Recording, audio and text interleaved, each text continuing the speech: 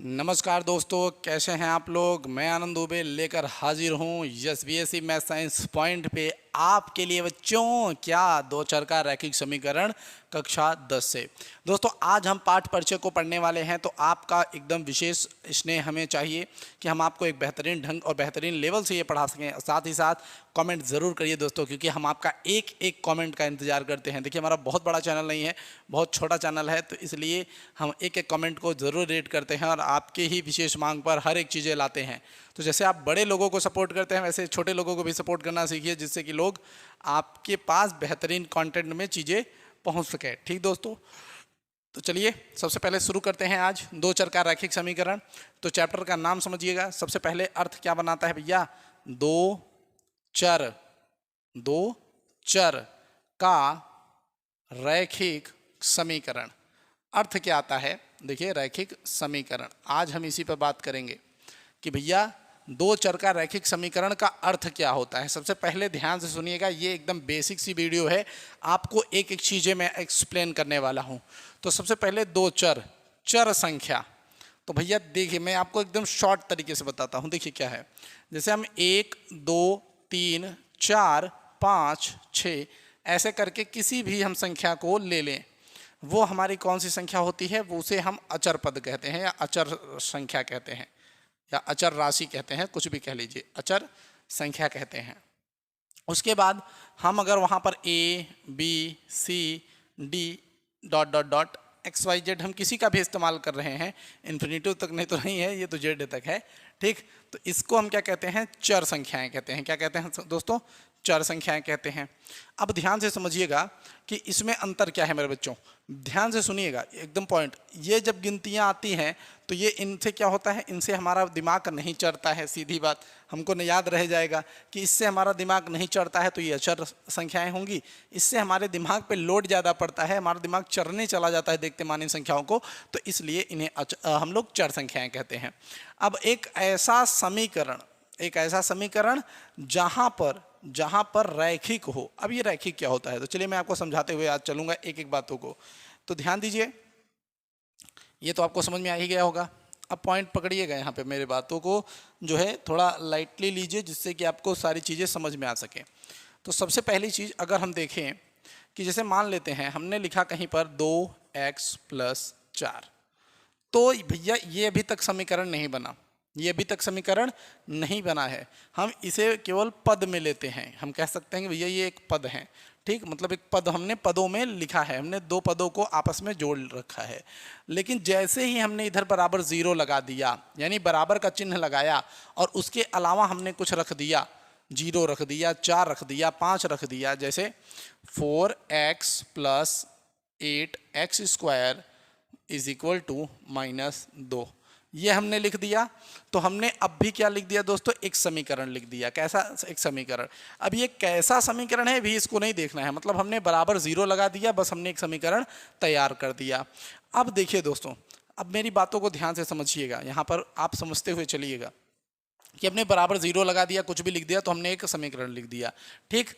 अब देखिए समीकरण तो आप समझ गए। अब देखिए सबसे बड़ी चीज़ क्या होती है, रैखिक समीकरण क्या होता है, ध्यान से सुनिएगा। देखिएगा मैं बताता हूं, जिस समीकरण का सबसे बड़ा घात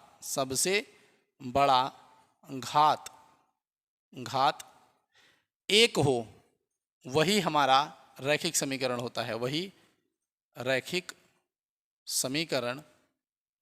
समीकरण होता है, ठीक। तो ऐसा जिस समीकरण का सबसे बड़ा घात हमारा क्या हो बच्चों, हमारा एक हो, वह रैखिक समीकरण होता है, या या इसे हम एक घात का समीकरण भी बोलते हैं। कैसे बोलते हैं बच्चों, ध्यान दीजिए। जैसे मान लेते हैं हमने कहीं पे कहा 2x + 4 = 9x, तो अभी आप देखिए ये हमारा क्या है, ये हमारा एक घात का समीकरण है, क्योंकि इस पे जहाँ पे कुछ नहीं वहाँ पे घात 1 है, कोई दिक्कत नहीं, यहाँ पर भी घात हमारे पास 1 है, ठीक। तो ये एक घात का समीकरण होगा। लेकिन अगर हमने इसी के अपोजिट ले लिया 2x² + 6x = 8, तो ये हम क्या देखते हैं, इसमें सबसे बड़ी घात हमारे क्या है, 2 है, तो इसलिए ये कितने घात का, 2 घात का समीकरण होगा। इसी तरीके से दोस्तों अगर हम मान लेते हैं हमने ले लिया 6x² प्लस 8x पे घाते 10, तो ये बराबर 0, तो ये क्या हो जाएगा, ये हमारे 10 घात का समीकरण हो जाएगा, क्योंकि जो सबसे बड़ी घात होती है वही उस समीकरण की घात कहलाती है। 4 घात अगर रहेगा दोस्तों तो हम क्या कहेंगे दोस्तों, चतुर्घात कहेंगे। 5 होगा तो हम उसे 5 घात वाला समीकरण कहेंगे। बातें समझ में आ ही रही होंगी एकदम विशेष तरीके से, बिल्कुल आराम से। तो ये रहा हमारे पास कि भैया जब किसी भी समीकरण का एक घात ही हो, मतलब उसका घात एक ही हो, सबसे बड़ी घात उसके पास एक ही हो, तो उसे हम रैखिक समीकरण कहते हैं। अब बात आता है इस पूरे के पूरे पाठ का नाम अब समझने का, कि क्या भैया, क्या आपने तो भैया लिखा है कि 2 चर का रैखिक समीकरण। ऐसा समीकरण जिसमें 2 चरों को रखा जाता है, जैसे हम यहाँ पे कहें 4x + 8 = 0, तो यहाँ पे आपने क्या देखा, केवल एक चर संख्या है, x यहाँ पर है, केवल एक ही है, ठीक। अगर हम कर देते हैं भैया 4x + 8x + 9x = 8, तो आप क्या देखिए 4 8 आपका जो है ऐड हो जाएगा, तो यहाँ पे 12 हो जाएगा, ये आपका 21 करा देगा, तो यहाँ पे आपका हो जाएगा 21, x = 8। तो यहाँ पे तो आपका अब भी एक ही चर है ना, तो कुल मिला के हम इसे तो एक चर का रैखिक समीकरण कहेंगे। तो अगर हम ऐसा समीकरण देखें जहाँ पर हमारे पास 2 चर आ जाएं, जैसे x + y = 9, x - y = 8, 2x - 6x = 9, ये सही ध्यान दीजिएगा, 4x + 6x = 8y - 9y। अभी देखिए ये क्या हो रहा है, ये सब के सब क्या हैं, 2। अब देखिए आप यहाँ पे इसको जोड़ लेंगे तो ये आपका हो जाएगा 10x, इधर हम इसको माइनस कर लेंगे तो ये -y, इसको इधर लाएंगे तो 10x + y = 0 हो जाएगा, एकदम आराम से, कोई दिक्कत नहीं। तो इस तरीके से हम सवालों को लगाते हुए चलते हैं। कोई समस्या होती है, नहीं होती है, एकदम परेशानी नहीं होती है, बिल्कुल नहीं होती है। तो यही सब तरीके हैं बच्चों, इसी सब तरीक़ों से हम लगाते हुए चलेंगे सवालों को। कोई तकलीफ, कोई समस्या, कोई परेशानी नहीं। तो इन सब यही सब मेथड होता है, आप भी सीखते चलेंगे, ठीक। तो चलिए अब देखते हैं आगे, ध्यान दीजिएगा। अब इस चैप्टर का नाम तो हो गया, अब इसमें सवाल कैसे कैसे पढ़े जाएंगे। तो सबसे पहले इसमें आपको ग्राफ विधि के कुछ जो है सवाल दिख जाते हैं। तो ग्राफ विधि क्या होता है मैं आपको समझा देता हूँ। देखिए ग्राफ में क्या होता है, ऐसे हमारे पास जो है एक चतुर्थांश बनाना होता है, ग्राफ बनाना होता है। इसमें हमारा ये लाइन x होता है, ये वाला लाइन हमारा x डैश होता है, ये हमारा लाइन y डैश होता है, ये वाला लाइन हमारे पास y होता है।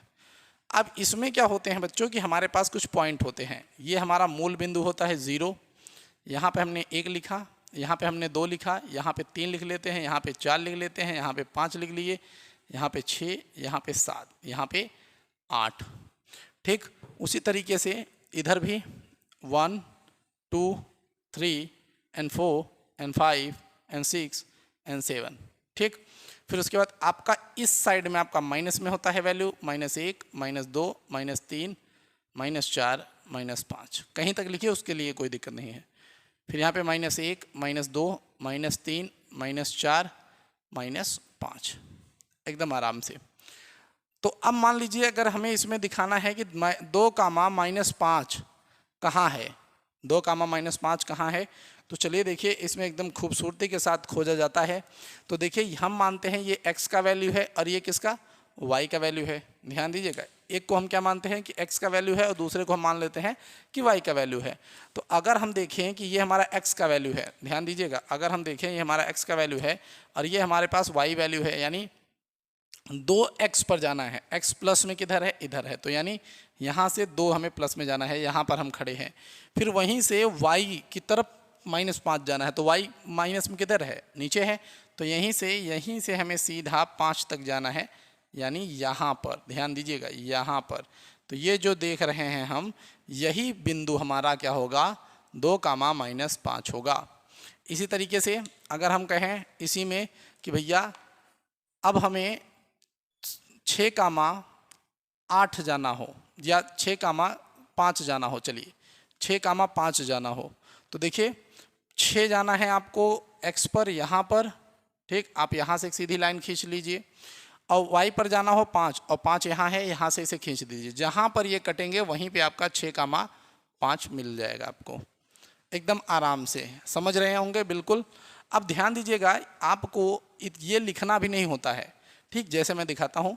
अगर आपको बोलता है कि -2 और 5 लाना है, आपको बोल देता है -2 और 5 लाना है, इस स्थिति में आपको क्या करना है कि x के साइड आपको कितना जाना है, -2, यानी यहाँ पर ऐसे सीधा, ठीक, और 5 आपको y पर जाना था, तो ये एकदम ऐसे सीधा, तो ये यहाँ पर कटा। तो आपको ये भी बनाने की ज़रूरत नहीं है, अगर आपको आता है तो आप डायरेक्ट भी बता सकते हैं कि बात यहाँ की हो रही है, जो कि आपका 2,-5 हो, और -2,5 है। एकदम आराम से समझ में आया। चलिए एक दो ग्राफ और देख लेते हैं इसी पर।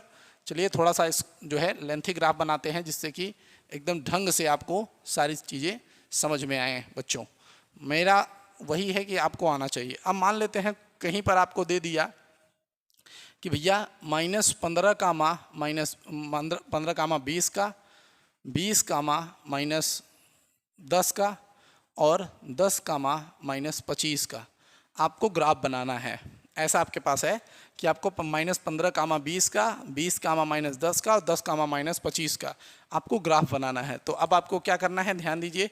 सबसे पहले आप ऐसे करेंगे, ठीक, 1 मिनट दोस्तों।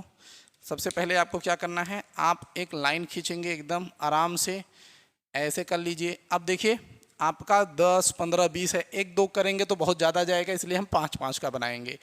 तो यहाँ पे हम 0 लेते हैं। अब यहाँ पे हमने 5 लिया, फिर 5 दूनी 10 होता है, 5 तिहाई 15, यानी जो लेंगे आप उसी का पहाड़ा लिख लेना है एक तरफ से, आप ऐसे समझ लीजिए। फिर 25, आपका 30, ये आपका 35, और ये आपका x है ना। इसके अपोजिट जाएंगे तो -5, यहाँ पे जाएंगे तो -10, यहाँ पे जाएंगे तो आप -15, यहाँ पे जाएंगे आप -20, यहाँ पे आपका -25, ये आपका x डैश, ठीक। 5, 10, 15, 20, 25, 30, 35 सही है, कोई दिक्कत नहीं। चलिए -5, -10, -15, -20 और -25, ठीक, ये हो गया। ऊपर चलिए देखिए, ये आपका क्या हो जाएगा, देखिए 5, 10, 15, 20, 25, 30 और ये 35, ये आपका y हो गया, और ये आपका y डैश हो गया। कोई समस्या नहीं इतने में। अब हमें सबसे पहले जो खोजना है वो क्या है दोस्तों, ये है कि भैया -15 कामा 20 निकालना है। तो -15 कामा 20 अगर हम निकालेंगे तो सबसे पहले -15 यानी x पर और ये y पर, तो x और y देखेंगे तो x पर अगर हम चलें कि भैया x पर जाना चाहते हैं तो ध्यान दीजिए हमें कहाँ जाना पड़ेगा, हमें x की तरफ -15 यानी यहाँ पर आना पड़ेगा, यहाँ पे।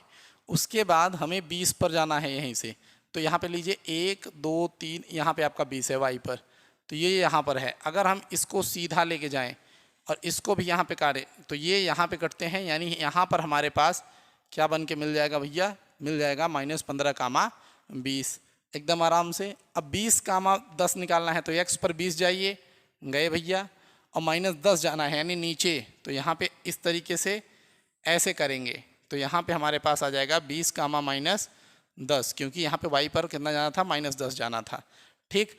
अब यहाँ पे 10 कामा -25 बोला है, तो चलिए 10, फिर हम चलते हैं 10, तो 10 यहाँ पर आ गए, 25 जाना है नीचे, तो यहाँ पर देखिए हमें यहाँ पे मिल गया 10 कामा -25, एकदम आराम से, एकदम आराम से। अब आप जो है, आपको होमवर्क ये है, आपके लिए होमवर्क ये है कि आप इसमें 15 कामा 20 और 20 कामा -10 खोज के दिखाएं। अच्छा, ये मैंने दिया है, कोई बात नहीं, जस्ट उल्टा कर दीजिए, 10 कामा -20 कर लीजिए, ठीक ठीक बच्चों। तो आप इसको देखिए, तब से हम भैया क्या करते हैं, बदलते हैं। चलिए दोस्तों देखते हैं अपना सबसे मेन क्वेश्चन। दोस्तों मेन क्वेश्चन इसलिए हम बोल रहे हैं क्योंकि ये क्वेश्चन आपका जो है मिलेगा आपको बहुत ही बेहतरीन क्वेश्चन। देखिए दोस्तों, अगर ऐसा कोई क्वेश्चन आता है जिसमें लिखा हो कि ऋतु 5 वर्ष पहले नेहा से 4 गुनी बड़ी थी। कौन बड़ी थी दोस्तों, ऋतु पर 3 वर्ष बाद अब वह नेहा से 2 गुनी आयु की रह जाएगी। ठीक, दोनों की वर्तमान आयु बतानी है। तो दोस्तों इसमें मैं आपको आज एक बहुत ही शॉर्ट तरीका सिखाने वाला हूँ, एकदम शॉर्ट तरीका, एकदम शॉर्ट मेथड, एकदम शॉर्ट मेथड के साथ मैं आपको सिखाने वाला हूँ। ये तरीका आपको फॉलो करना है और एकदम झन्नाटेदार तरीका है। आप क्या करिए दोस्तों, आप सबसे पहले ऐसे एक जो है बॉक्स बनाइए, एकदम आराम से इसमें ऐसे बॉक्स बनाइए। उसके बाद इसमें एक लाइन ऐसे खींच दीजिए। उसके बाद आपको यहाँ पे ऐसे करना है, फिर आपको ऐसे करना है और फिर आपको ऐसे कर लेना है। ठीक, अब आप यहाँ पर समझ लीजिए कि आप जिसका पहला एज लिखना चाहते हैं, तो मान लेते हैं हम लोग ऋतु का यहाँ पे लिखेंगे और नेहा के लिए यहाँ पे लिखेंगे। ठीक, बिल्कुल कोई दिक्कत नहीं। ठीक, तो एक ही लाइन की ज़रूरत है हमें वैसे। ठीक, एक बॉक्स हमने नाम लिखने के लिए बनाया था, कोई दिक्कत नहीं। अब देखिए एक में हमें क्या करना है, एक में हम वर्तमान आयु लिखेंगे। क्या लिखेंगे? वर्तमान आयु। एक में हम क्या लिखेंगे? पिछली आयु, यानी पीछे जब चलेंगे तो इसे हम भूतकाल से कहते हैं ना कि भूतकाल। और अब क्या कहेंगे? एक भविष्य काल में चलेंगे, जैसा आपने टेंस पढ़ रखा है। तो वर्तमान आयु हम मान लेते हैं कि ऋतु का एज x वर्ष है। कितना है दोस्तों? x वर्ष है। अब नेहा की कितनी मान लेते हैं? y मान लेते हैं। अब भूत में देखिए, यानी पीछे की बात कर रहा है, तो कितना? 5 वर्ष पहले, तो यहाँ पे x - 5 होगा। ठीक, तो इसी तरीके से इसका एज कितना हो जाएगा? y - 5 हो जाएगा। भविष्य में कितना बोला है? 3 वर्ष बाद, यानी x + 3 होगा। और यहाँ पे क्या हो जाएगा? y + 3 होगा। बिल्कुल, जो आपका पहले वाला होगा उसे हम घटाएंगे, जो हमारा बाद वाला होगा उसमें हम वर्तमान एज में जोड़ देंगे। अब देखिए यहाँ पे जो सवाल बोल रहा है उसी के हिसाब से चलिएगा। सवाल कह रहा है भैया, सवाल ने कहा कि भैया ऋतु 5 वर्ष पहले नेहा से 4 गुनी बड़ी थी। कितनी बड़ी थी? 4 गुनी। कब? 5 वर्ष पहले।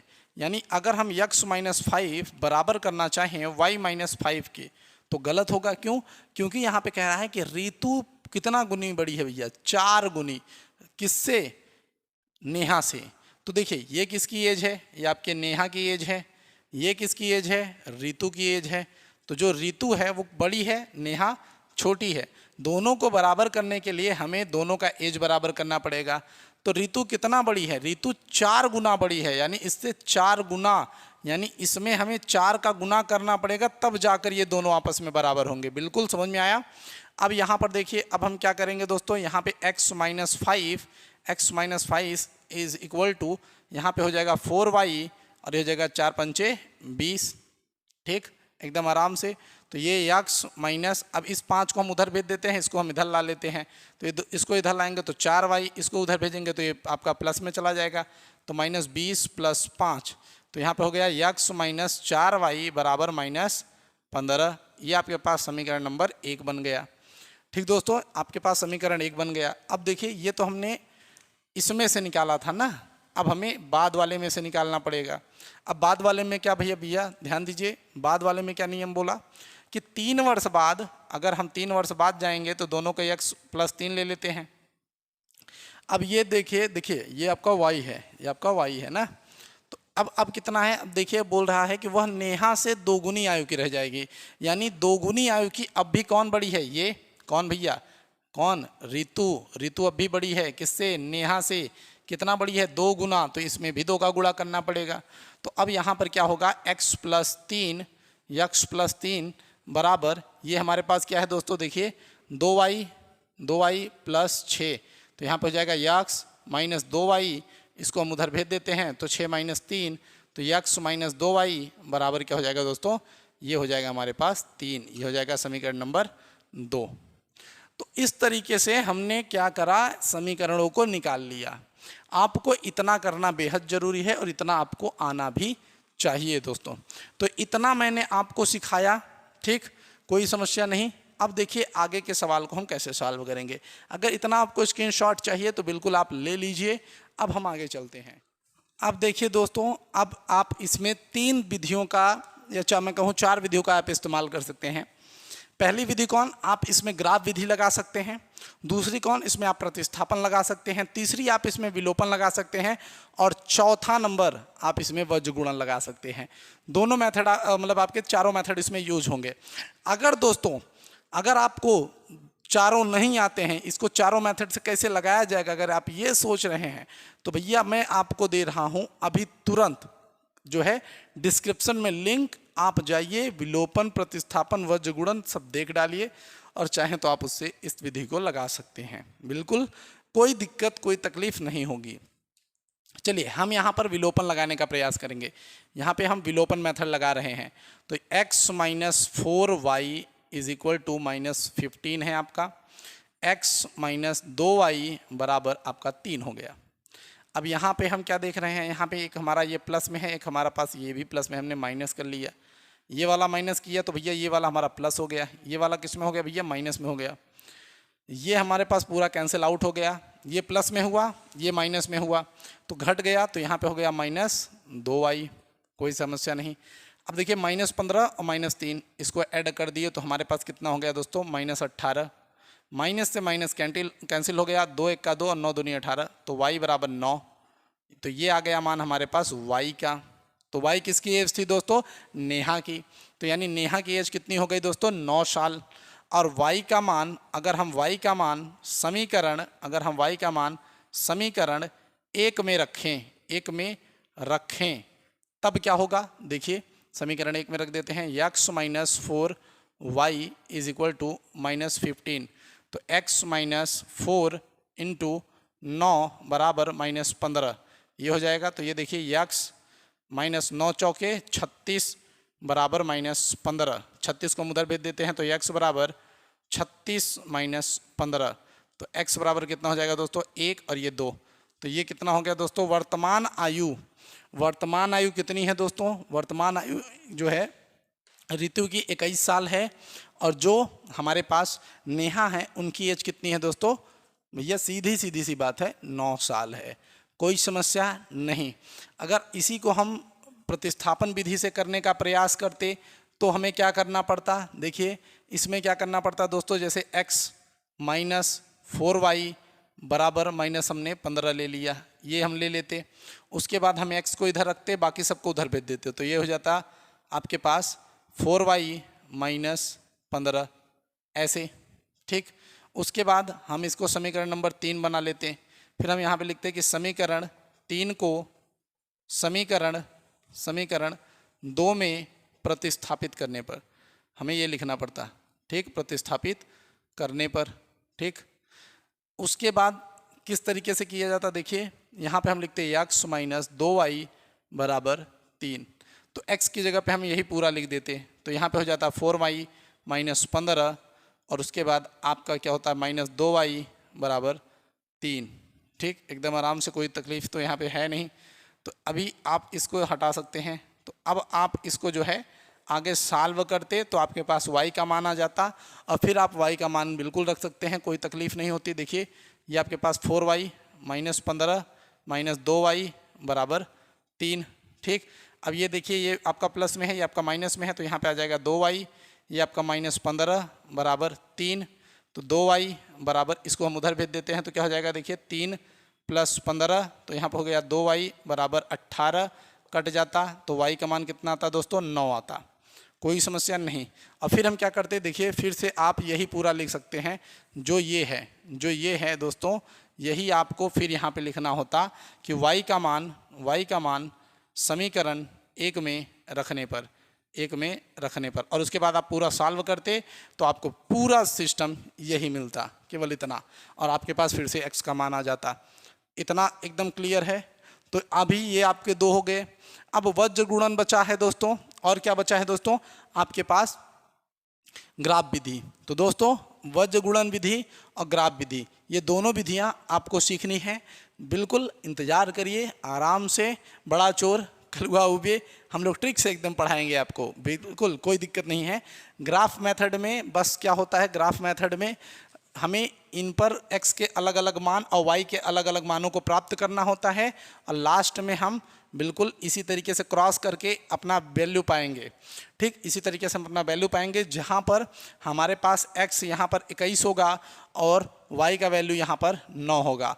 तो हमें प्राप्त होगा कि 21,9 पर ये बिंदु कटा, यानी x की वैल्यू 21 होगा और 9 किसका, y का वैल्यू होगा। तो ये इस तरीके से निकाला जाता है।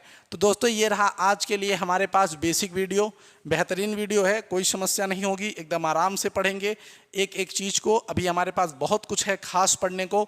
दोस्तों हमें इसी तरीके से सपोर्ट की ज़रूरत है, इसलिए वीडियो को लाइक करिए, चैनल को सब्सक्राइब करिए, अपना भरपूर प्यार हमारे ऊपर उड़ेल दीजिए। हम मिलेंगे आपसे अगली वीडियो में, तब तक के लिए जय हिंद, जय भारत।